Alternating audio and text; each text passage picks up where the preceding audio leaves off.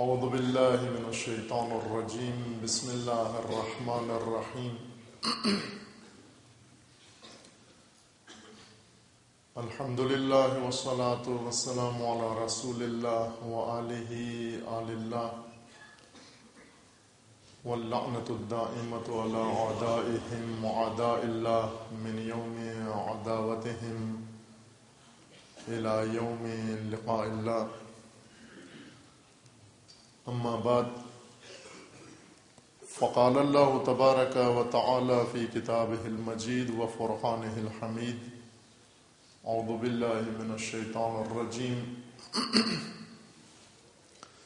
فأقم وجهك للدین حنیفا فطرة اللہ التي فطر الناس علیها لا تبدیل لخلق اللہ ذلك الدین القیم ولكن اکثر الناس لا يعلمون صدق اللہ العلی العظیم۔ درود پڑھیے محمد وعلی محمد۔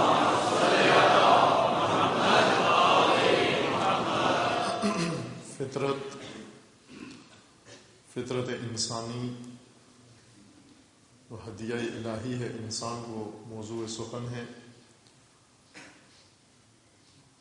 خداوند تبارک و تعالی نے سورہ مبارکہ روم کی آیت 30 میں فرمایا ہے کہ ہم نے انسان کو فطرت پر پیدا کیا ہے، فطرت الہی پر، فطرت اللہ التی فطر الناس علیہا، اللہ کی فطرت جس پر خدا نے انسان کو پیدا کیا ہے۔ ذالک الدین القیم، یہی دین استوار ہے اور دین قیم ہے، لیکن اکثر لوگ اس بات کو سمجھتے نہیں ہیں۔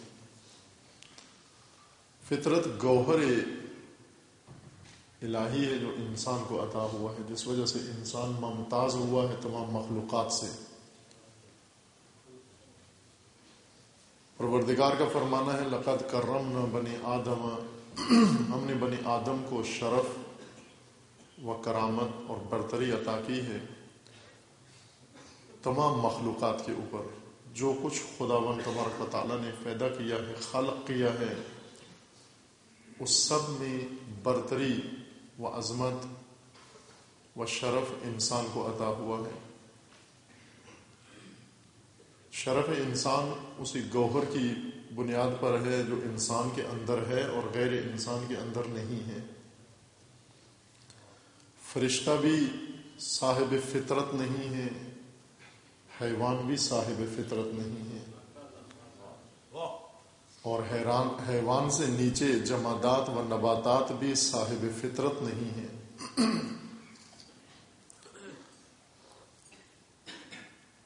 پروردگار کا فرمان ہے کہ ہم نے اپنی امانت تمام مخلوقات و تمام موجودات کے سامنے پیش کی۔ انا عرضنا الامانۃ علی السماوات والارض والجبال، ہم نے اپنی امانت آسمانوں کے سامنے پیش کی، زمین کے سامنے پیش کی اور پہاڑوں کے سامنے پیش کی۔ فابین ان یحملناها، انہوں نے یہ امانت اٹھانے سے انکار کر دیا۔ واشفقن منها، اور وہ ڈر گئے، خوف زدہ ہو گئے امانت خدا دیکھ کر، مرتبہ امین پر فائز نہیں ہوئے، امانت و امین الہی نہیں بنے۔ فحملها الانسان، لیکن انسان نے بڑھ کر یہ امانت خدا اٹھا لی۔ انہ کان ظلوما جہولا، لیکن انسان ظلوم و جہول ہے، اسے خبر نہیں کہ اس نے کتنی عظیم ذمہ داری اپنے دوش پہ لے لی ہے۔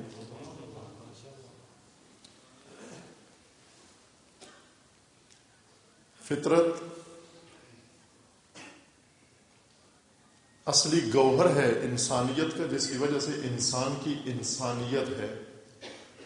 جب تک یہ گوہر انسان کے اندر موجود ہے وہ انسان کہلاتا ہے، اور اگر یہ گوہر مغلوب ہو جائے، مدفون ہو جائے، فراموش ہو جائے، اس سے انسان کا مرتبہ کم نہیں ہوتا، بلکہ اس کے نتیجے میں انسان اپنی انسانیت سے ہاتھ دھو بیٹھتا ہے. بہت ساری چیزیں ہیں جن کے بارے میں ہمیں صحیح اندازہ نہیں، ذہنیت ہماری ان امور کے متعلق درست نہیں.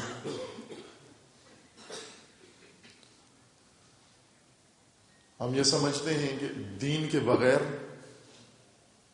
یہ ذہن میں رہے کہ ہم عنوان ہمارا دیندار ہے، متدین کہلاتے ہیں، لیکن دین ہماری زندگی کا منشور نہیں ہے.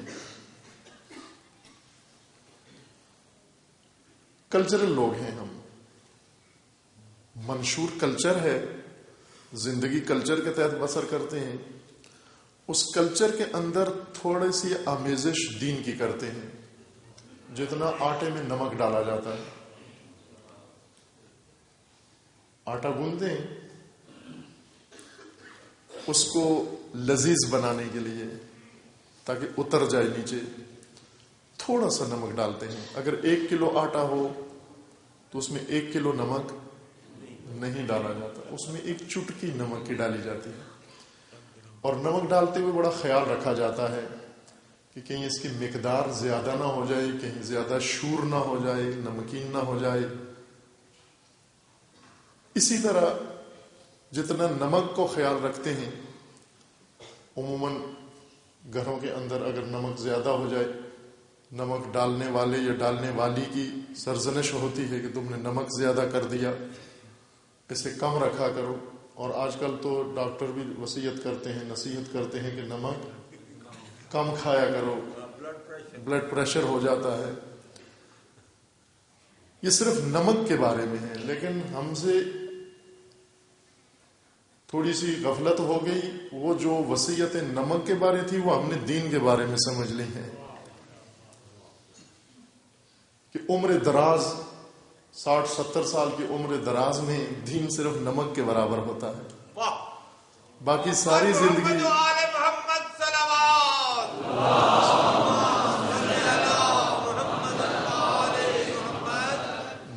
زندگی کلچر کے تحت بسر ہوتی ہے.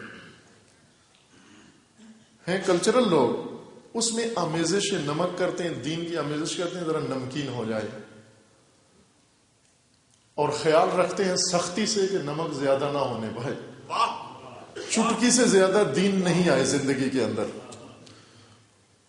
وہ چٹکی بہت بعضوں کو بہت احتیاط کرتے ہیں، اتنی نمک کے بارے میں نہیں کرتے جتنی دین کے بارے میں خیال رکھتے ہیں کہ زیادہ نہ ہونے پائے.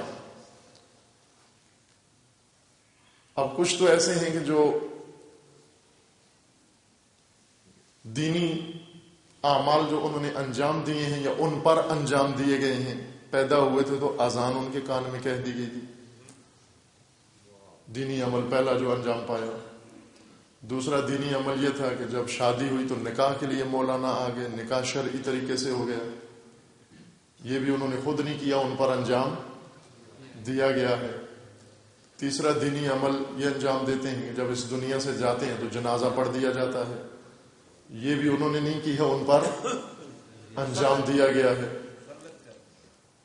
بس تھوڑا سا مقدار کو زیادہ کر لیتے ہیں، عید کی نماز بھی پڑھ لیتے ہیں، اور بعض تھوڑا سا مقدار اور زیادہ کر لیتے ہیں کہ سال میں چند مجلسیں بھی سن لیتے ہیں. لیکن اس سے آگے کوشش کرتے ہیں نہ جائیں، کیونکہ زیادہ شوری زیادہ ہو جائے گی، بلڈ پریشر بڑھ جائے گا. اگر دین کی مقدار زندگی میں زیادہ ہو گئی تو بلڈ پریشر تو نہیں بڑھتا، لیکن لائف پریشر بڑھ جاتا ہے، مائنڈ پریشر بڑھ جاتا ہے. اور ہم نہیں چاہتے کہ لائف پریشر ہمارا بڑھ جائے، کیونکہ دین جب انسان سیکھتا ہے تو بہت سارے پریشر بڑھ جاتے ہیں. دین کے بغیر سمجھتے ہیں کہ وہ پریشر ہمارے نیچے ہیں. اور اگر کوئی مرد دین کی طرف آنا چاہے تو خاتون روک دیتی ہے، اگر خاتون دین کی طرف آنا چاہے تو مرد روک دیتا ہے. ایک دوسرے کی صحت کا بہت خیال رکھتے ہیں کہ آپ خیال رکھیں، نہ آئیں، زیادہ دین کی طرف نہ آئیں. اگر کوئی 2 نمازیں لگاتار پڑھ لے کہتے ہیں ملا ہو گیا ہے، مولانا ہو گیا ہے. کہتے ہیں اچھا خاصا پڑھا لکھا آدمی مولانا ہو گیا. اگر 2 نماز جماعت میں آ جائے کہتے ہیں مولانا ہو گیا. ایک مسئلہ بھی پوچھا کسی بزرگ نے اپنے نماز جماعت کے سلسلے میں کہ اگر ایک سید ہو عالم دین لیکن کم پڑھے ہوئے اور ایک غیر سید عالم دین ہو زیادہ پڑھے ہوئے تو نماز جماعت کے لیے امامت کے لیے حقدار زیادہ کون ہیں؟ نماز جماعت کی امامت کی شرائط ہیں کہ امام جماعت عادل ہو. عادل سے مراد وہ جو جج عدالت کرتے ہیں وہ نہیں ہے. عدالتوں میں جو کورٹس میں جو عدالت ہے وہ مراد نہیں کہ فیصلے صحیح کرتا ہو, اس کو عادل نہیں کہتے. فقہی اصطلاح میں عادل اس کو کہا جاتا ہے جو تمام واجبات پر عمل کرتا ہو اور تمام محرمات کو ترک کرتا ہو, اس کو عادل کہتے ہیں. اور اس کے مقابلے میں نہ ظالم نہیں ہے, وہ اس عادل کے مقابلے میں ظالم ہے. جو انصاف نہ کرتا ہو اس کو ظالم کہتے ہیں, جو انصاف کرتا ہو اس کو عادل کہتے ہیں. لیکن فقہ میں جو امام جماعت کے لیے جو عدالت شرط ہے, اس عادل کے مقابلے میں ظالم نہیں ہے, اس عادل کے مقابلے میں فاسق ہے. انسان یا عادل ہوتا ہے یا فاسق ہوتا ہے. اگر تمام واجبات پر عمل کرتا ہو تو عادل ہے, تمام محرمات کو چھوڑتا ہو تو عادل ہے. لیکن اگر واجبات ترک کرتا ہو کھل مکھلا اور اگر حرام مرتکب ہوتا ہو کھل مکھلا تو عادل نہیں ہے بلکہ کیا ہے؟ فاسق ہے. فاسق کے پیچھے نماز نہیں ہو سکتی. یہ شرط اول ہے. دوسرا یہ کہ اس کی نماز درست ہو, صحیح نماز سے آشنا ہو, احکام نماز جانتا ہو, سارے احکام. قرات اس کی درست ہو, نماز پڑھنے کا طریقہ بھی صحیح ہو. پنجابی میں عربی نہ پڑھتا ہو, عربی لہجے میں عربی پڑھتا ہو. جس طرح ہوتے ہیں نا بعض انگریزی بولتے ہیں پنجابی لہجے میں, اس طرح بولتے ہیں نا, ایک لہجہ ہے. انگریز بھی سن کے معزوز ہوتے ہیں کہ ہماری زبان کس لہجے میں بولی جاتی. پنجابی لہجے میں پنجابی ہی اچھی لگتی ہے. اردو بھی پنجابی لہجے میں بولیں, ہاں اچھی نہیں, صحیح جچتی نہیں ہے. اب جب میں اردو بولتا ہوں تو جو اہل زبان ہیں وہ ان کو اچھی نہیں لگ رہی ہوتی ہے. یہ ہمارا لہجہ نہیں, لکھنؤ والوں کا نہیں ہے مسئلہ. ہر زبان اگر پشتو انگریزی میں بولیں تو پشتو اچھی نہیں لگتی, پشتو لہجے میں بولیں تو اچھی لگتی ہے. عربی بھی عربی لہجے میں اگر بولیں ہیں تو اچھی ہے. لہذا نماز پڑھانے والے کی عربی بھی درست ہو, یعنی عربی تلفظ درست ہو اس کا. الحمدللہ کہے, الحمدللہ نہ کہے, صحیح تلفظ کرے, جو الفاظ حروف جہاں سے ادا ہوتے ہیں وہیں سے ادا کرے. یہ ایک اور شرط ہے. اور ایک شرط اس کے اندر یہ ہے کہ وہ عالم بھی ہو, علم بھی رکھتا ہو. اہل سنت کے اندر بہت چھوٹ ہے, ان کے ہاں نماز کی اتنی, امامت کی اتنی زیادہ سخت شرائط نہیں ہے. نیچے سے اوپر تک اتنی سختی نہیں, نہ مسجد کے امام کے اوپر اتنی سختی ہے نہ دوسرے امام کے لیے اتنی سختی. لیکن ہم نے مشکل مذہب انتخاب کیا ہے, ہر جگہ سختی ہی سختی ہے. ہر ایک کے پیچھے نماز بھی نہیں پڑھ سکتے. نماز بھی پڑھنی ہے تو عادل کے پیچھے اور عالم کے پیچھے. اور جب 2 برابر ہو جائیں, 2 عادل ہوں 2 عالم ہوں, اب ان میں سے کون زیادہ بہتر ہوتا ہے, اس کے لیے قرآن نے معیار قرار دیا ہے تقوی. ان اکرمکم عند اللہ اتقاکم. جب باقی شرائط میں دونوں برابر ہوں تو پھر اس صورت میں تقوی معیار ہے. جو تقوی میں دوسروں سے بہتر ہو اس کے پیچھے پڑھیں آپ نماز. متقی خدا کے نزدیک مقدم ہے غیر متقی پر. وہ اتقا یعنی جو متقیوں سے بھی زیادہ ہو, جس کے تقوی کا معیار و درجہ بہت بلند ہو. چونکہ اللہ کے نزدیک کوئی اور چیز معیار نہیں ہے. خداوند نے فرمایا ہے کہ ہم نے یہ جو نسب اور قبائل بنائے یہ تمہاری پہچان کے لیے ہیں. ان جعلناکم شعوبا وقبائل لتعارفوا. اس لیے آپ کو قوموں میں قبیلوں میں بنا دیا تاکہ پہچانے جاؤ، ایک دوسرے کو شناخت کر سکو. لیکن قوم و قبیلہ معیار نہیں ہے، معیار تقوی ہے. ان اکرمکم عند اللہ اتقاکم، جو زیادہ با تقوی ہے وہ زیادہ محترم و زیادہ مکرم ہے خدا کی بارگاہ میں. خدا بھی اس کو مقدم کرے گا آگے. اور رہا ہے ایسے. امامیہ بہت خوبصورت مذہب ہے، خدا شاہد ہے.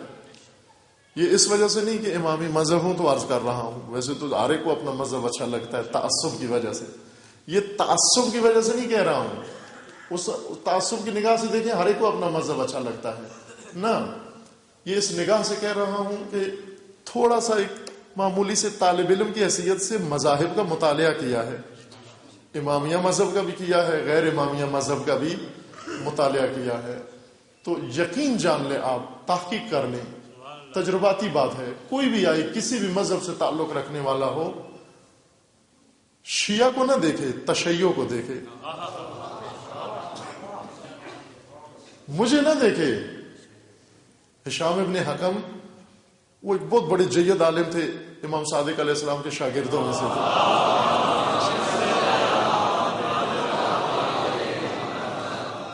عموماً مناظرے کرتے تھے دوسروں کے ساتھ اور انہیں قائل کرتے تھے.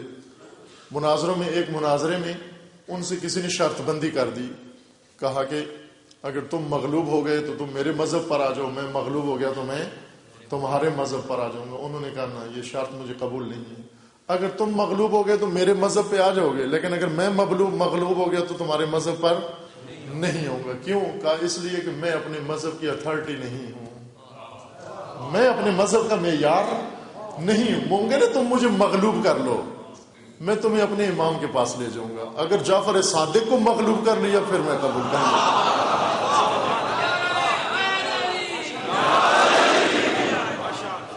اس لیے ہم نام تو حجت الاسلام رکھ لیتے ہیں اپنا، لیکن یہ بھی نہیں پتا ہوتا اسلام سین سے لکھا جاتا ہے یا سواد سے لکھا جاتا ہے. میں اگر اپنے آپ کو حجت الاسلام کہوں تو اس سے حجت بن نہیں جاتا. لہذا کوئی مجھے دیکھ کر اسلام کے بارے میں فیصلہ نہ کرے، اسلام کو دیکھ کر اسلام کے بارے میں فیصلہ کرے. مجھے دیکھ کر تشیع کے بارے میں کوئی فیصلہ نہ کرے، تشیع کو دیکھ کر تشیع کے بارے میں فیصلہ کرے. ممکن ہے شیعہ اتنا با کردار نہ ہو، لیکن تشیع بہت عالی ہے، تشیع بہت زیبا ہے. خوبصورت ترین دین، خوبصورت ترین مذہب، جس کے اندر حسن ہی حسن ہے، زیبائی ہی زیبائی ہے، جمال ہی جمال ہے. اس لیے امام صادق علیہ السلام فرماتے ہیں کہ ہماری باتوں کو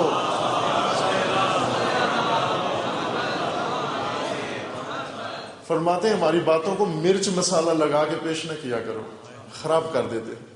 جیسے آج کل طبی ٹیسٹ ختم ہو گئے نا، مثالوں نے، شان مثالوں نے ساری چیزیں مکس کر دی. اب پتہ نہیں چلتا آپ کیا کھا رہے ہیں.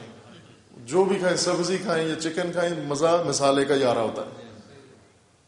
اصل ٹیسٹ ختم ہو گئے چونکہ مثالوں کے ساتھ پکاتے ہیں. اور مثالوں کے ساتھ ذائقہ بنا لینا یہ کوکنگ نہیں ہے. امام علیہ السلام خطیبوں کو، مبلغوں کو فرماتے ہیں ہماری باتوں کو مرچ مسالہ لا کر پیش نہ کیا کرو. ان کو مرچ مسالے کی ضرورت نہیں ہے، بس ہماری بات جیسے ہے ویسے بتا دیا کرو. ہماری باتوں کے اندر اتنی کشش موجود ہے کہ اگر ایک دفعہ تم نے ہمارا کلام کسی پاک فطرت کے سامنے رکھا، وہ فطرت ضرور ہمارے کلام کو قبول کر لے.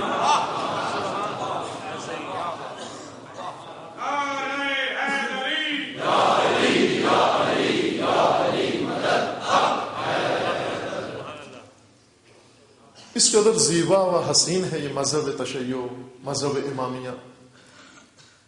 ایک بہت بڑے فیلسوف ہیں یورپ کے، مغربی فیلسوف، اس دنیا سے گزر گئے ہیں اور عنقریب اسی زمانے، ہمارے معاصر زمانے کے فیلسوف ہیں. ان کا نام ہے ہنری کاربن، فرانسیسی ہیں. سوربن یونیورسٹی کے فلسفہ ڈپارٹمنٹ کے ڈین رہ چکے ہیں وہ، اور بہت بڑا نام ہے، بڑے ناموں میں سے ایک نام ہے ہنری کاربن. ان کی کتابیں ہیں بعض. یہ چونکہ عموماً جو مشرق شناس ہیں یا اسلام شناس مغربی جو اسلام کا مطالعہ کرتے ہیں، عربی ممالک میں جاتے ہیں اسلام کا مطالعہ کرنے کے لیے اور عربی ہی سیکھتے ہیں. بہت کم ایسے مشرق شناس یا اسلام شناس ہیں جنہوں نے تشیع کو بھی پڑھا ہو. تشیع کے علاوہ جو فرق ہیں اسلام کے اندر ان کا مطالعہ کر کے پھر واپس چلے جاتے ہیں. جس طرح بڑے بڑے نام ہیں, ممکن ہے آپ بھی آشنا ہوں, اساتید یہاں حتمن تشریف فرما ہے ہماری مجلس میں, جانتے ہوں گے ان ناموں سے, بعض شاید ملاقات بھی ہوئی ہوگی ان کی. جس طرح سے ایک بڑا نام فلسفہ کی دنیا کے اندر اور علم کی دنیا کے اندر اور شرق شناسی میں آن میری شمیل ہیں, یہ خاتون جو عنقریب فوت ہوئی, ایک بڑا نام جرمن خاتون تھی جنہوں نے اقبالیات پہ اور اسلام پہ اور عرفان پہ اور بہت سارے موضوعات پر بہت تدبر و غور کیا ہے, اور تھی بھی ایک واقعاً باشخصیت خاتون تھی, ہیں صاحب فضل و علم.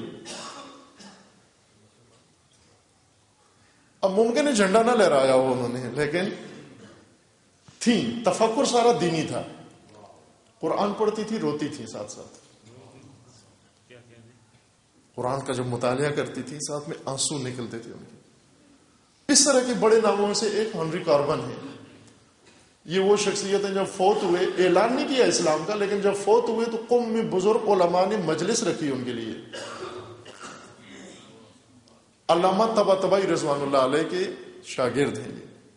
علامہ طباطبائی کبیر صاحب المیزان, جنہوں نے تاریخ اسلام میں سب سے عمدہ و سب سے بہترین تفسیر قرآن آج تک لکھی ہے, جس کو سنی و شیعہ سب تسلیم کرتے ہیں. بہت سارے علماء اہل سنت ہیں, جب انہوں نے ارادہ کیا تفسیر لکھنے کا اور انہیں المیزان کا علم ہوا, المیزان پڑھ کر تفسیر لکھنے کا ارادہ بدل دیا کہ جب المیزان جیسی تفسیر موجود ہے اس سے اوپر تفسیر لکھی ہی نہیں جا سکتی. یہ ہدیے ہیں خدا نے تشیع کو دیے ہیں جن کی ہمیں خبر نہیں.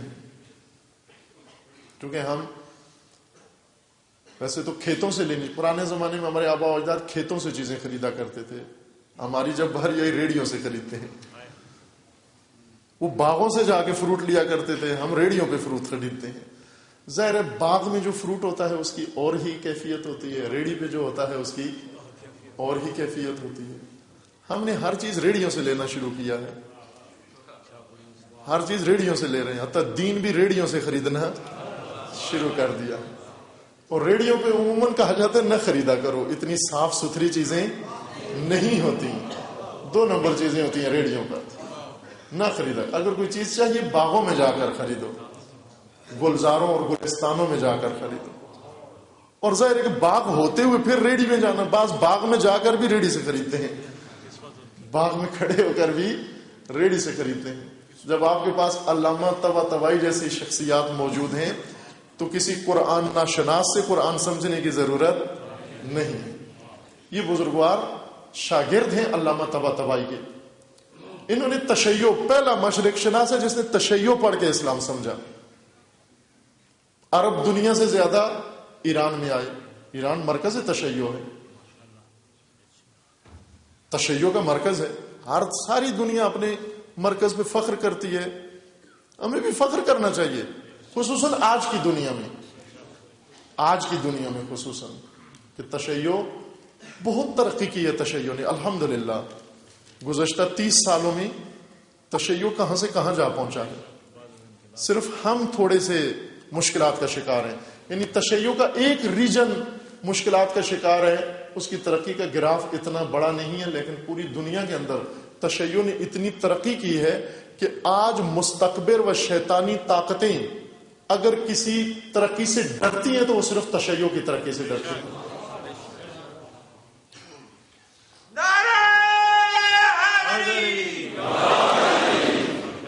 ڈرتی ہیں. ہلال تشیع کا جو انہوں نے توہم پیدا کیا دوسری اسلامی دنیا کو ڈرانے کے لیے, تشیع نے جو ترقی کی ہے اس ترقی کا ایک حصہ یہ ہے کہ تشیع نے اسلامی مذاہب کے ساتھ ستیز کو ختم کیا ہے. پہلے بھی نہیں تھی. تشیع نے کبھی بھی کسی فرقے کے ساتھ جھگڑا نہیں کیا, اگر ہوا ہے تو تشیع پر ہی ظلم ہوا ہے. تشیع نے کبھی پہل نہیں کی. لیکن آج تشیع پرچم بردار و علم بردار ہے اسلام کا, اور فخر و عزت ہے پوری دنیا اسلام کی. آج حزب اللہ اہل سنت کی دفاع کے لیے اپنے آپ کو جنگ میں جوک دیتے ہیں۔ غزہ اور فلسطین جہاں پر اہل سنت مسلمان رہتے ہیں، غزہ کی حفاظت کے لیے شیعہ اپنا گھر ویران کروا لیتا ہے۔ یہ تشیع کی ترقی ہے، تشیع عروج کر چکا ہے۔ تشیع کو آ کر اس شخص نے پڑھا، سمجھا، ہنری کاربن نے، اور علامہ طباطبائی کے پاس آ کر پڑھا کرتے تھے۔ توجہ فرمائیں، علم کی تمنا ایسے ہوتی ہے، کبھی لوگ سمندر میں رہ کر بھی پیاسے ہوتے ہیں اور کبھی صحراؤں والے بھی پیاس بجھا لیتے ہیں دور بیٹھ کر۔ ہر ہفتے یہ آدمی جہاز کی ٹکٹ ریٹرن لے کر آتا تھا ایک دن کے لیے تہران علامہ طباطبائی سے درس پڑھنے کے لیے، فرانس سے تہران ہر روز، ہر ہفتے۔ ہم لاہور میں اپنے پڑوس میں عالم دین بیٹھا ہو، کبھی اس سے شرعی مسئلہ بھی نہیں پوچھا۔ اس شخصیت نے تشیع کو متعارف کروایا جا کر مغربی دنیا کے سامنے۔ خود ان کا اپنا کہنا ہے کہ جب میں نے تشیع کا تعارف کروایا کہ اسلام کا ایک چہرہ تشیع بھی ہے، علمی تشیع، شعاری تشیع نہ، نعرے والا تشیع نہ، عملی تشیع و علمی تشیع جب جا کر متعارف کروایا تو مغربی فیلسوف وجد میں آ گئے جب انہوں نے تشیع کے اصول و ارکان سمجھے، وخصوصاً ہنری کاربن کے بقول کہ جب میں نے ان کے سامنے فلسفہ مہدویت پیش کیا،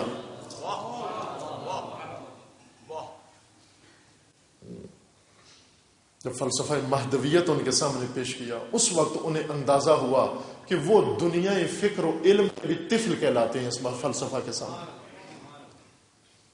کتابیں موجود ہیں اس بزرگوار کی، آپ پڑھیے گا، دلچسپ کتابیں ہیں ہنری کاربن کی۔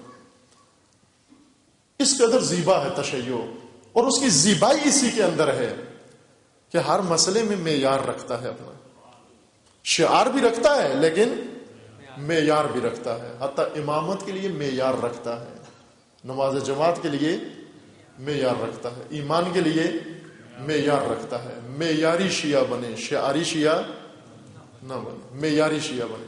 وہ معیار جو ائمہ نے قائم کیے ہیں، ائمہ اطہار نے جو معیارات قائم کیے ہیں، ان معیاروں کو سمجھے۔ لہذا ہر چیز کا معیار ہے، امامت جماعت کا بھی معیار ہے، ممبر پہ بیٹھنے کا بھی معیار ہے۔ اب چونکہ خالی ہے، کوئی نہیں تھا تو میں آ بیٹھا، ورنہ اگر معیار پہ تولا جاتا تو مجھ جیسے کو حق بھی نہ بنے شاید ممبر پہ بیٹھنے کا۔ کیوں؟ اس لیے کہ یہ ممبر رسول ہے،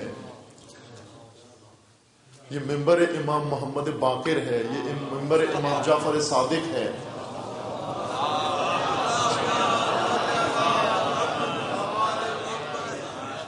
ہر چیز کا معیار ہے، اسی معیار کے اوپر تشیع قائم ہے۔ یہ مبلغ تشیع بزرگ خدا انہیں حفظ کرے، صحت و سلامتی دے، ڈاکٹر تیجانی، پڑھی ہوں گی کتابیں ان کی، اچھی خوبصورت کتابیں ہیں ان کی۔ وہ کہتے ہیں کہ ایک دلچسپ جملہ ہے ان کا، کہتے ہیں کہ اچھا ہوا میں نے پہلے تشیع پڑھا، بعد میں شیعوں سے آشنا ہوا، ورنہ اگر پہلے شیعوں سے پالا پڑتا بعد میں تشیع کی طرف آتا میں کبھی شیعہ نہ ہوتا۔ کہا خدا کا لطف ہے کہ میں نے پہلے تشیع پڑھا، بعد میں شیعوں سے آشنا ہوا۔ اور یہ حسرت ہمارے ائمہ کی ہے۔ امام صادق علیہ السلام فرماتے ہیں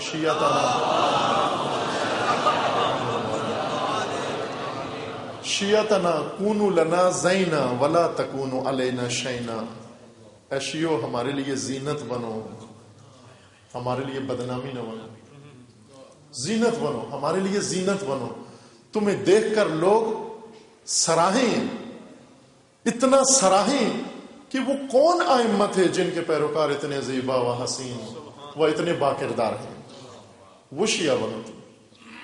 جس طرح ہمیں امام کی جستجو ہے، ائمہ کو شیعہ کی جستجو ہے، ائمہ کو شیعہ کی جستجو ہے۔ کہاں ہے وہ شیعہ؟ علی علیہ السلام کے ارد گرد اتنا جمگٹھا تھا، مسجد کوفہ بھری ہوتی تھی، اتنی بھری ہوتی تھی، رش لگا ہوتا تھا کہ بیٹھنے کی اور کھڑے ہونے کی بھی جگہ نہیں ہوتی تھی۔ اتنی بڑی مسجد کوفہ، اس میں اتنا رش ہوتا تھا۔ اس مسجد کوفہ میں کھڑے ہو کر امیر المومنین کس کو تلاش کر رہے ہیں؟ لی کان فیما مضی اخن، فرماتے گزشتہ زمانوں میں میرا ایک بھائی ہوا کرتا تھا، یہ سامنے جو بیٹھے ہوئے یہ کیا ہے؟ کہا انہی کو دیکھ کر وہ یاد آتا ہے، انہی کو دیکھ کر وہ یاد آتا ہے. ایک جگہ اپنے قریبیوں کو دیکھ کر، اپنے بہت قریبیوں کو دیکھ کر کہتے ہیں کہ مجھے عمار یاد آتا ہے، مجھے جعفر طیار یاد آتا ہے، مجھے ابو ذر غفاری یاد آتا ہے. حسرت ہے، ائمہ خود ڈھونڈ رہے ہیں، تلاش کر رہے ہیں.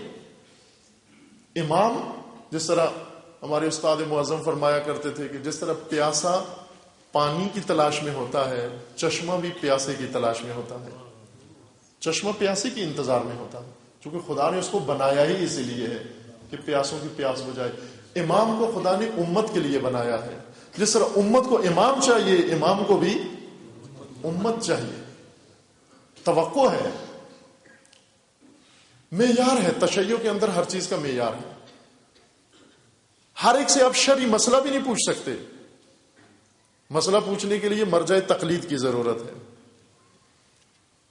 تقلید کرو پہلے، ایک مرجع تقلید کی، ایک جامع شرائط مجتہد کی تقلید کرو. بعض لوگ شرعی مسئلے پوچھتے ہیں، شرعی مسئلے پوچھنے کے کہتے ہیں مولانا آپ بتائیں اس میں کیا شرعی حکم کیا ہے. میں انہیں یہ کہتا ہوں کہ آپ پہلے اپنا مرجع تقلید بتاؤ، کس کی تقلید کرتے ہو، میں اس کا فتویٰ بتاؤں آپ کو. وہ انہوں نے تقلید ہی پہلی دفعہ سننا ہوتا ہے کہ تقلید کس کی ہوتی ہے. شرعی مسئلہ ہمیشہ اسی طرح پوچھا کرو کہ میرے مرجع تقلید کا فتویٰ کیا ہے. جامع شرائط مجتہد کی تقلید کرو. ہر چیز کا معیار ہے. تقلید ہر ایک کی نہیں کر سکتے. نماز ہر ایک کے پیچھے نہیں پڑھ سکتے. ہر ایک کو ہر کام کی اجازت نہیں، چونکہ معیاری مذہب ہے. معیاری مذہب ایسا ہی ہوتا ہے، اس کے اندر ہر چیز کا معیار موجود ہے. لہذا تقوی معیار ہے، عدالت معیار ہے. ان معیاروں کے اوپر آپ اتباع کریں. لیکن یہ بھی کہا گیا ہے ساتھ کہ اگر کسی جگہ دو پیش نماز ہوں، دو امام جماعت ہوں، دونوں عالم ہوں، دونوں عادل ہوں، وہ دونوں تقوی میں ایک جیسے ہوں، ایک سید اور ایک غیر سید ہو، وہاں پر کہا گیا کہ ہاشمی دوسروں پر اولا ہے. ہاشمی دوسروں سے ترجیح رکھتا ہے جب باقی سارے پہلوؤں میں ایک جیسے ہوں. لیکن اگر ایک سید اور ایک غیر سید، اور غیر سید با تقوی تر ہو سید سے، تو شاہ صاحب کو تھوڑی سی ندامت ہونی چاہیے یہاں پر کہ آل رسول ہوتے ہوئے ان سے زیادہ متقی کوئی اور ہے. تقوی کو تو سادات کی میراث ہے. تقوی وہ سادات کی میراث ہے. سادات کو چاہیے دوسروں کو بھی تقوی سکھائیں. شاہ صاحب ہیں تو نسل رسول سے، لیکن تقوی رسول سے نہیں لیا. اس لیے ان کے لیے ذرا شرم بھی تھوڑی سی آنی چاہیے انہیں کہ مجھ سے بڑا متقی یہاں کوئی اور رہتا ہے. باہر کیف اگر دونوں برابر ہو تمام شرائط میں، تو اس صورت میں اس کی امامت اختیار کریں جو با تقوی تر ہے. اور اگر تقوی میں بھی ایک جیسے ہوں لیکن ایک سید ایک شیخ، تو اس صورت میں سید اولا ہے غیر سید سے. درود پڑھیے محمد و آل محمد.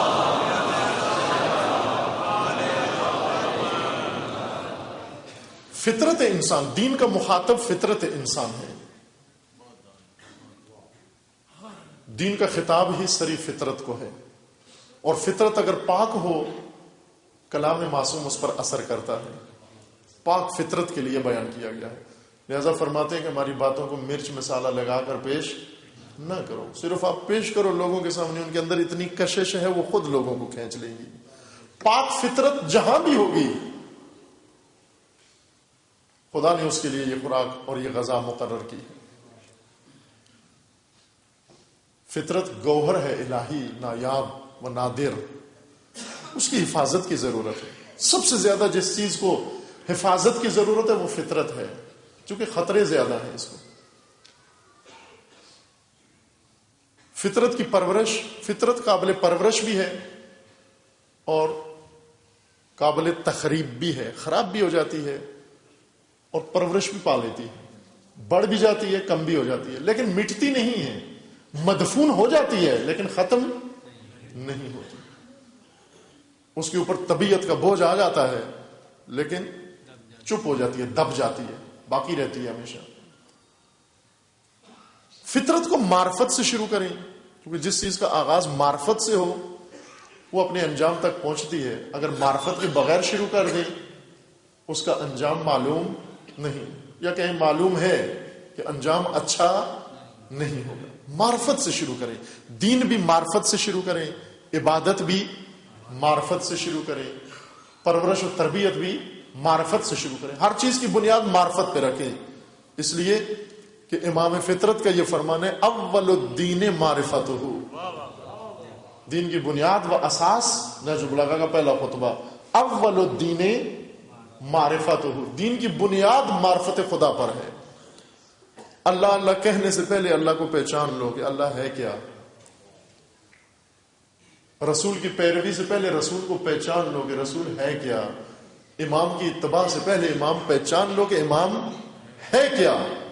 اگر امام کی معرفت نہ ہوئی, وہ پہلے ہی پیروی شروع کر دی, پھر کسی کو بھی امام بنا لو گے. لیکن اگر معرفت کے ساتھ امام اپنایا, پھر ہر ایک کو امام نہیں بناتا انسان. فطرت جس کی شکوفائی کے لیے اور جس کی پرورش کے لیے اور جس کی تربیت کے لیے خدا نے اتنا اہتمام کیا, انتظامات دیکھ کر اندازہ ہوتا ہے کیا ہونے والا ہے. اگر آپ یہاں مجلس کا انتظام کرتے ہیں, مجلس کے اندر بھی آپ انتظام کر رہے ہیں, اسپیکر لگا رہے ہیں, دریاں بچھا رہے ہیں, ساؤنڈ سسٹم لگا رہے ہیں, باہر بھی مسجد کے دور تک آپ دریاں بچھا رہے ہیں, شامیانے لگا رہے ہیں, باہر سے گزرنے والا جیسے معلوم نہیں ہے کہ کیا جگہ ہے اور کیا ہونے والا ہے. انتظامات دیکھ کر خود ہی سمجھ جاتا ہے کہ یہاں کیا ہونے والا ہے. یہ اتنے بڑے انتظامات. اگر کسی جگہ پر 100 دیگ پک رہی ہو تو آپ یہ تو نہیں کہتے کہ 10 مہمان ہوں گے یہاں پر. 100 دیگ اگر پک رہی ہے تو کم از کم 10,000 مہمان ہوں گے یہاں پر جن کے لیے اتنی دیگیں چڑھا رہے ہیں. انتظامات و اہتمام دیکھ کر اندازہ ہوتا ہے کسی شے کی عظمت کا. اب آئیں ذرا اہتمام, اللہ کا انتظامات و اہتمامات دیکھیں. اللہ کے خدا انتظام کر رہا ہے. صرف انتظامات کی بات ہو رہی ہے. انتظامات سے پھر پتہ لگائیں کہ جس چیز کے لیے یہ انتظامات ہو رہے ہیں وہ کتنا اہم کام ہے. انتظامات کیا ہو رہے ہیں؟ انتظامات یہ ہو رہے ہیں کہ خداوند تبارک و تعالیٰ نے تمام نوع بشر سے بہترین انسانوں کو چن لیا, چن کر ان کو سنوارا, ان کو اپنے علم کا مظہر بنایا, ان کے اوپر وحی نازل کی, ان کو عصمت عطا کی, ان کو کامل بنایا, ان کے اوپر اپنا کلام اتارا, آسمانی کتابیں اتاری اور انہیں متواتر بھیجا. یہ انتظامات. جب آپ بچہ سنوار رہے ہوتے ہیں تو اسی سنوارنے سے پتہ چلتا ہے بچے کو کہاں بھیج رہے ہیں آپ. خدا بھی سنوار رہا ہے, اپنے نمائندے سنوار رہا ہے. اگر کسی کو سنوار رہے ہوں آپ, اسے زرہ پہنائیں, اسے خود پہنائیں. پرانی جنگ کی باتیں ہو رہی ہیں. اسے زرہ پہنائیں, اسے خود پہنائیں, اسے جنگی بوٹ پہنائیں, اسے نیزہ ہاتھ میں دیں, شمشیر ہاتھ میں دیں. اس تیاری سے پتہ چلتا ہے کہ کدھر بھیج رہے ہیں آپ اس کو. دسترخوان پہ نہیں بھیج رہے, چونکہ دسترخوان کے لیے یہ تیاری نہیں ہوتی. یہ تیاری لگتا ہے کسی میدان جنگ میں اتار رہے ہیں اسے. اس تیاری کا اندازہ ہوتا ہے کہ میدان جنگ میں اتار رہے ہیں. اب دیکھیے خدا جن کو تیار کر رہا ہے.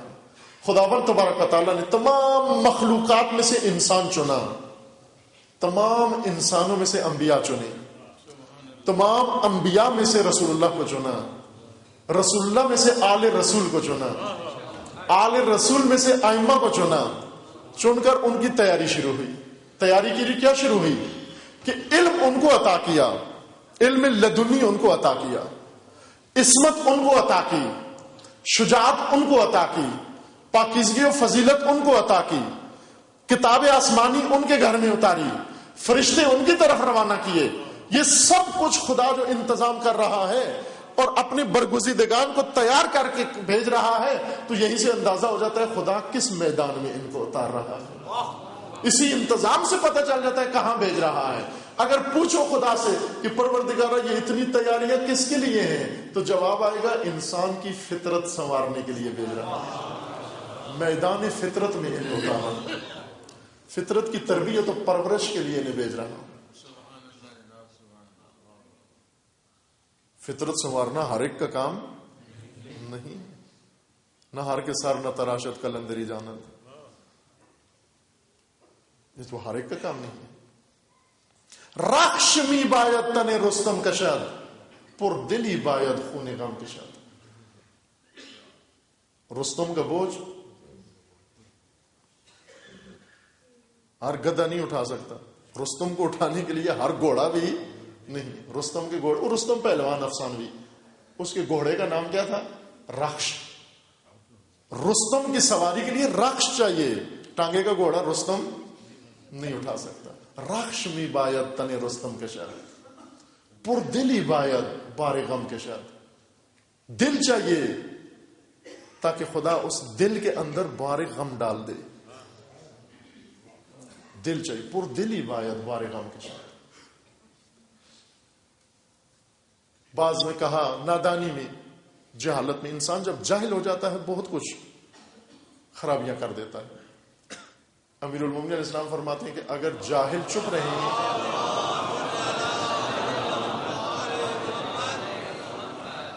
حضرت فرماتے ہیں اگر جاہل چپ رہیں دنیا کے آدھے مسئلے حل ہو جائیں صرف ان کے چپ رہنے سے.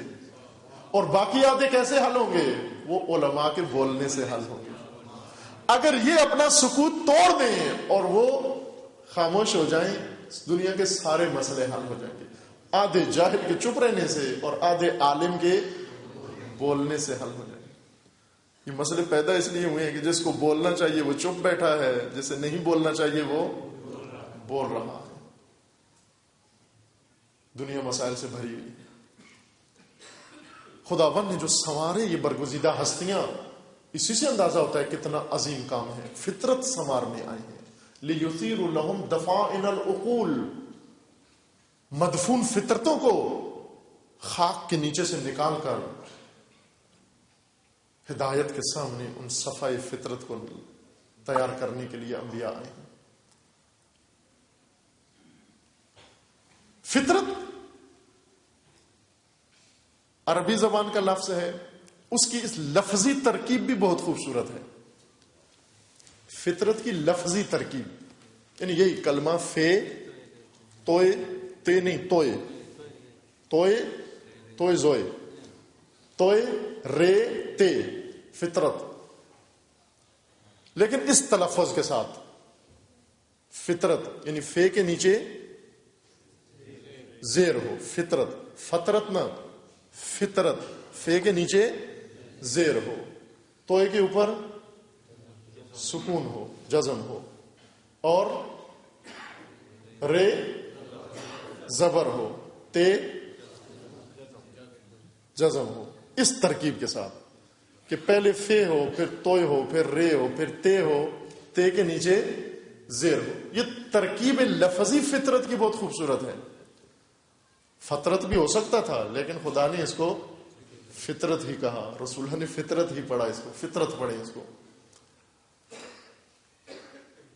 فطرت عربی زبان میں جو الفاظ اس تلفظ کے ساتھ، اس لب و لہجے کے ساتھ اور اس وزن کے ساتھ ہوتے ہیں ان کا ایک خاص معنی ہے. میں پہلے فطرت سے ملتا جلتا ایک لفظ آپ کی خدمت میں عرض کر دوں تاکہ فطرت کے سمجھنے کے لیے ذہن تیار ہو جائے، یعنی فطرت کو سمجھنے کے لیے خود فطرت تیار ہو جائے. ابھی تو خود اپنے بارے میں بھی آمادہ نہیں ہے فطرت. بعض اوقات ہوتا ہے نا کہ شادی ہو رہی ہوتی ہے اور سب خود کو تیار کر رہے ہوتے ہیں، دولہا بیچارہ بیٹھا ہوتا ہے. جس کی شادی ہے اس کو کوئی نہیں تیار کر رہا ہوتا اور دوسرے اپنے آپ کو تیار کر رہے ہوتے ہیں، خصوصاً خواتین دلہن کو چھوڑ کر خود میک اپ میں لگی ہوتی ہیں. یہی حال ہے ہمارا کہ ہم بدن تیار کرتے رہتے ہیں، طبیعت سنوارتے رہتے ہیں، غریزے سنوارتے رہتے ہیں، گھر سنوارتے رہتے ہیں، فطرت کا خیال ہی نہیں ہوتا.